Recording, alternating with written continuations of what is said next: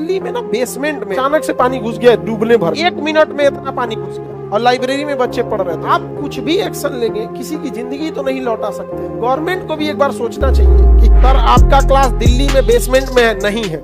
हम लोग का कोई क्लास दिल्ली में बेसमेंट में नहीं है, या पटना में भी नहीं है।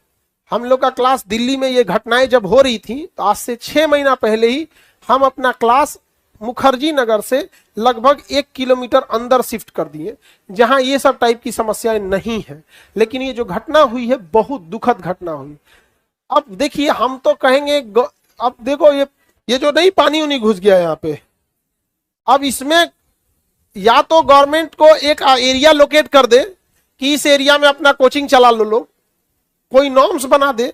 राजस्थान सरकार ने जयपुर में एक बड़ा एरिया लोकेट कर दिया है कि उस एरिया में केवल कोचिंग के से रिलेटेड चीजें रहेंगी, फोटोकॉपी, कॉपी, किताब, कोचिंग, ये सब चीजें रहेंगी वहां पर। सो डेट उससे एक ये भी है कि कितना रेंट रहेगा। गवर्नमेंट को भी एक बार सोचना चाहिए कि किसी एरिया में कोई कोचिंग खोलता है वो क्या रेंट देगा, कितने एरिया होंगे, क्या स्टैंडर्ड रहेगा, ये वो खुद ही डिसाइड करता है। तो इसमें बेटर रहता कि एक एरिया डिसाइड कर देते, सो डेट कि स्टूडेंट को भी उस एरिया में सस्ता मिलता। ये एरिया में आपको जितना मांगा जाएगा आपको देना पड़ेगा, ये आपकी मजबूरी बन चुकी है, तो साथ चल रही है। सपोज कीजिए कि अगर किसी को ये कह दे कि आप सारे टीचर लोग इस जगह पे जाएंगे और वहां वो लोग पहले से 2 साल 4 साल का प्लानिंग लेके स्टेशन या बस स्टैंड या जहां कहीं भी फिट के, जैसे राजस्थान गवर्नमेंट ने किया, थोड़ा कंट्रोल रहेगा। रीजन क्या है कि किसी की जान चली गई, कोई जल के मर गया, उसके बाद एक्शन लिया जाए। तो आप कुछ भी एक्शन लेंगे, किसी की जिंदगी तो नहीं लौटा सकते।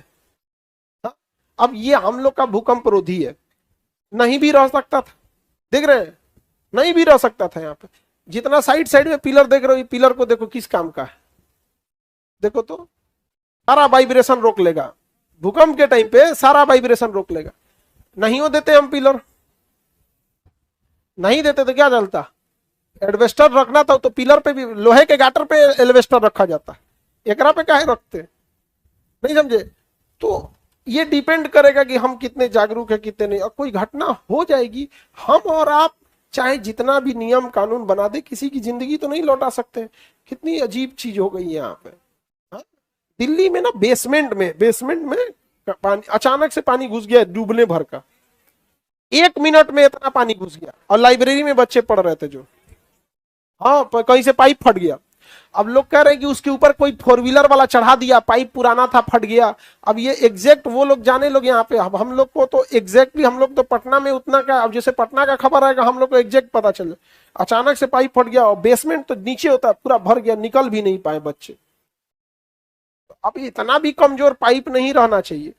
और जो बिल्डिंग है वहां पे भी एग्जिट प्लान होना चाहिए। खुल नहीं रहा था, अच्छा बायोमेट्रिक था, खुल नहीं रहा था, ये इसीलिए हमारा कोनो बायोमेट्रिक नहीं है।